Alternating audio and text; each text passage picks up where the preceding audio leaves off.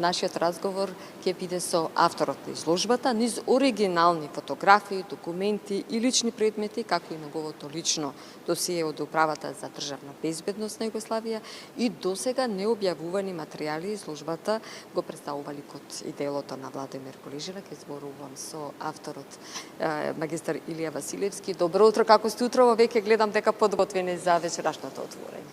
Добро утро, ви благодарам на поканата да бидам дел од гостин од вашата емисија. Се чувствувам одлично, релаксирано. Ајде малку да проговориме на вистина една исклучителна личност за македонската држава, да ни го објасните во неколку минути ликот и делото и значењето на делувањето на Владимир Полежин. Владимир Полежина, за жал, во нашата историска наука се уште не е доволно истражен и проучен.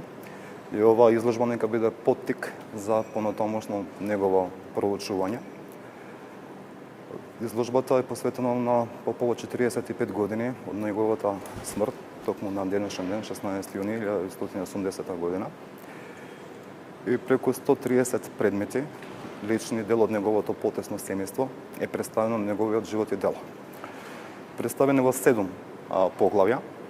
Првото поглавје се однесува на неговото потекло, роден е во Кичево на 6 декември 1912 година, неговите родители, сестри и неговите деца.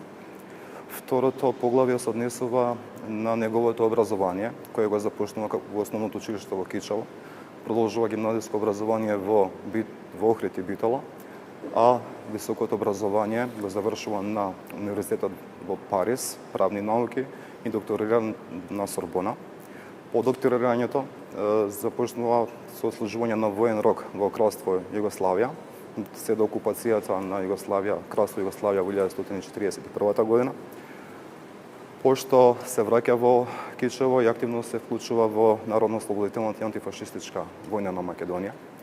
Во 1943 година е затворен од италијанските окупацијски власти и интерниран на островот во логорот Порто Романо 402 во непосредна близина на градот Драч во Албанија. По капитулацијата на Италија 1943 година е ослободен, повторно се враќа во Македонија и одново се вклучува во Народно-ослободителната и антифашистичка војна. Се до 2 август 1944 година е предложен за делегат на АСНОМ од Кичевскиот Народно-ослободителен одбор и му е доверена задача за да ги изготви едни од најважните државноправни акти усвоени, односно донесени на АСНОМ, вклучувајќи и декларацијата за основните права на граѓанинот на Демократска Македонија, чиј автор е самиот тој. Декларацијата го гарантира правото на граѓанинот на самоопределување, самоидентификација, правото на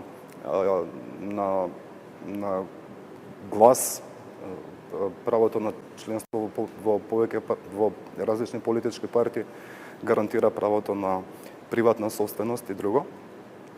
По АСНОМ започнува со животот го насочува во воената служба, како дел од Југословенската воена мисија надвор од Југославија, првично како дел од Југословенската мисија, воена мисија во Марсе, Франција, а подоцна и шеф на Југословенската воена мисија во Франкфурт, Германија, во американската окупацијска база.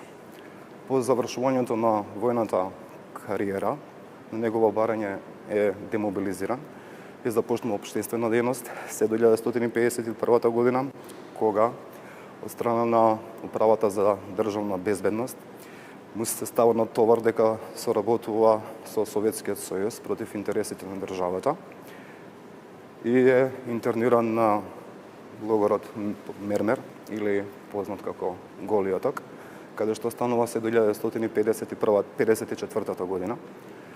А после тоа се повторно врши општествена дејност во Југославија, се враќа назад во Македонија, поточно во Скопје, се занимава со општествена дејност се до неговото пензионирање во 1968 година.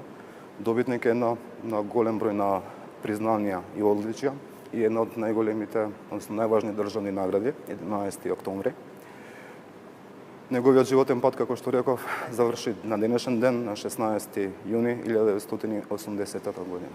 Во изложбата има необјавени документи, Точно. значи буквално секој што ќе дојде да ја посети оваа изложба, ќе има можност да види нешто невидено до сега во македонската историја. Точно. 90% од материјалите, предметите до сега не се објавени. Само една фотографија општо позната во јавноста, тоа е неговиот портрет фотографија која што ние имаме и во самиот музеј. Тука се представени необјавени негови биографии, рачно напишани во ракописи на машина за пишување, ексклузивни фотографии од неговото образование во Париз, а и ексклузивни фотографии од неговите ученички книжки, каде што е представен како младо момче. Индексот кој издаден во Белград и каде што како стипендист на Кралство Југославија е испратен да студира во Париз. Тука е неговиот пасош исто така издаден од Кралство Југославија, француската литература со која се служи во Париз за време на неговото студирање и многу други. Значи обемен материјал. Обеден материјал, околу 130 предмети плюс досието на УДБА. Вечерва е отворањето во колку часот?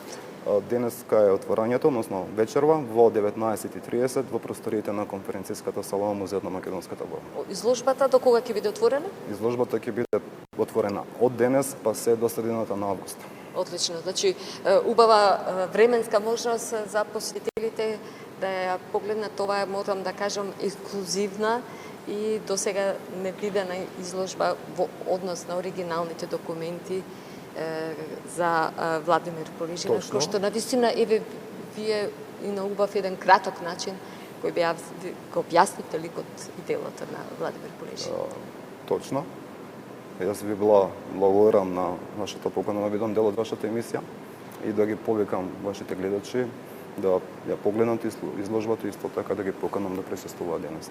Ви благодарам за директното вклучување во утрешката програма. Благодарам и на вас на поканата.